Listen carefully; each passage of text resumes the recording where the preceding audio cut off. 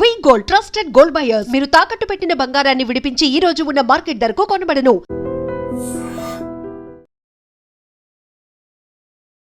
Kakinada rural Sarpavaram panchayat భావన నారాయణపురంలో తీవ్ర విషాదకర ఘటన చోటు చేసుకుంది. 2 ఏళ్ల కొడుకు సార్విక్కి విషమిచ్చి ఆ తల్లి ఆకాంక్ష కూడా విషం తాగి ఆత్మహత్య చేసుకుంది. ఈ ఘటన చాలా బాధాకరమైన విషయం. ఇంతటికీ 2 ఏళ్ల కొడుకును చంపి తాను కూడా ఎందుకు చనిపోవాలి అనుకుందంటే 2 నెలల క్రితం భర్త జనుపల్లి గోపి మృతి చెందటంతో ఆ మృతిని తట్టుకోలేక ఒంటరితనాన్ని భరించలేక తీవ్ర మనస్తాపానికి గురైనటువంటి ఆకాంక్ష తన 2 ఏళ్ల కొడుకు భవిష్యత్తుపై తీవ్రమైనటువంటి దిగులు పెట్టుకుంది. ఎలా ముందుకెళ్ళాలి, నా భర్త లేక ఇటు 2 ఏళ్ల కొడుకుతో నేను ఏం చేయాలి, ఎలా ముందుకు వెళ్ళాలి, వీడిని ఎలా పోషించాలి, ఎలా చదివించాలి, ఇలాంటి అనేకమైన ఒత్తిళ్లతో తను తీవ్ర మనస్తాపానికి గురైంది. ఈ నెల 31వ తేదీన 2 ఏళ్ల కొడుకు సార్విక్కు పాయిజన్ ఇచ్చి ఆమె ఆకాంక్ష కూడా అదే పాయిజన్ తాగింది. అయితే ఇద్దరు కూడా కాకినాడ స్థానికంగా ఉన్నటువంటి హాస్పిటల్లో చికిత్స పొందుతూ ఇద్దరూ కన్నుమూసినటువంటి ఘోర విషాదకర ఘటన ప్రతి ఒక్కరిని తీవ్రంగా కలిచివేస్తోంది. ఈ ఘటనతో ఒక్కసారిగా కుటుంబాలన్నీ కూడా తీవ్ర విషాదంలోనికి వెళ్ళిపోయాయి. ఎవరూ జీర్ణించుకోలేకపోతున్నారు. అసలే ఒక వ్యక్తిని పోగొట్టుకున్నటువంటి ఆ కుటుంబాలు ఆ తర్వాత 2 ఏళ్ల బాబుని ఈమెను కూడా పోగొట్టుకోవడంతో వాళ్ళ బాధకి అసలు ఏ మాటల్లో కూడా చెప్పలేనటువంటి పరిస్థితి. సో రికవర్ అవుతారేమో, ఛాన్సెస్ ఉంటాయేమో అని చెప్పేసి గత వారం రోజులుగా వాళ్ళు చూస్తున్నప్పటికీ కూడా, అంటే 31వ తేదీన ఘటన జరిగితే ఇప్పటి వరకు కూడా ట్రీట్మెంట్ పొందుతూ అనేక రకాలుగా వాళ్ళు ప్రాణాలతో కొట్టుమిట్టాడుతున్నటువంటి పరిస్థితి. ఎక్కడో హోప్ క్రియేట్ అయింది బంధువులకి, బ్రతుకుతారేమో అని.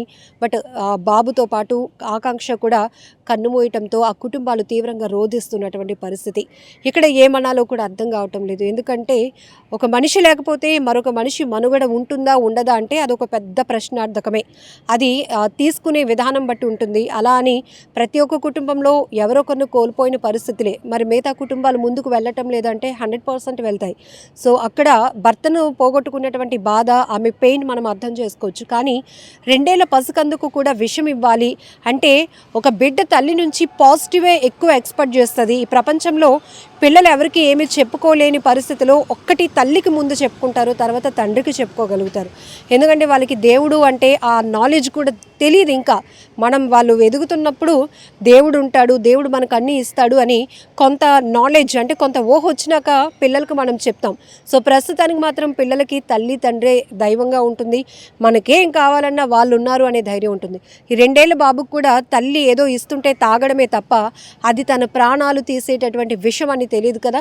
సో ఇక్కడ మరి ఆమె అంత సాహసం చేయటం చాలా బాధాకరమైన విషయం. సో 2 ఏళ్ళు అంటే పాలు తాగేటటువంటి వయసులో ఆ బిడ్డడికి విషం ఇచ్చి ఆమె కూడా ఇంకా సూసైడ్ చేసుకోవాలి అనుకుంది. ఇది చాలా బాధాకరమైన ఘటన. ఎందుకు ఇలా అనాలోచితమైన నిర్ణయాలు తీసుకుంటున్నారో అర్థం కావటం లేదు. ఇప్పటికీ నేను ఒక మాట చెప్తాను. సో కుటుంబంలో ఎవరు లేకపోయినా ఒంటరిగా ఉంటూ కూడా వాళ్ళు ఈ దేవుడిచ్చిన లైఫ్ని ఎలాగోలో నెట్టుకు రావాలి.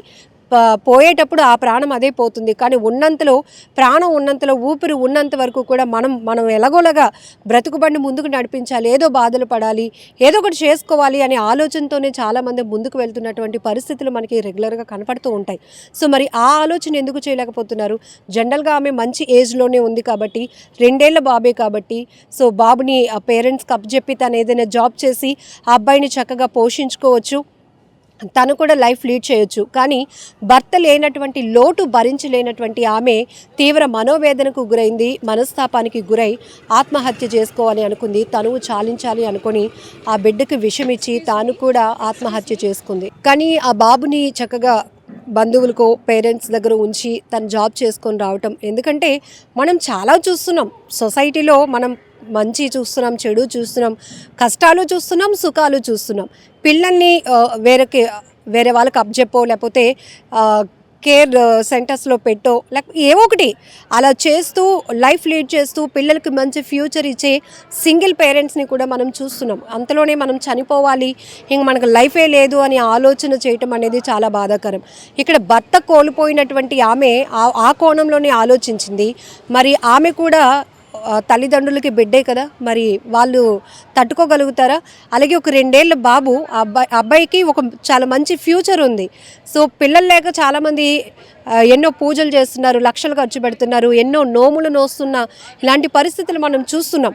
ఎందుకంటే పరితపించిపోయే పరిస్థితులు. కానీ ఉన్న బిడ్డల్ని కూడా ఇలా మనకున్న ఒత్తిళ్ళు, మనకున్న సమస్యల వల్ల పిల్లల ప్రాణాలు తీయాలి అనుకోవటం చాలా అనాలోచితమైన నిర్ణయమే. కానీ ఏదేమైనప్పటికీ కూడా ఈ ఘటన మాత్రం చాలా బాధాకరమైన విషయం. నిజంగా ప్రస్తుతం ఉన్నటువంటి సమాజం దేనికి ప్రయారిటీ ఇస్తుంది?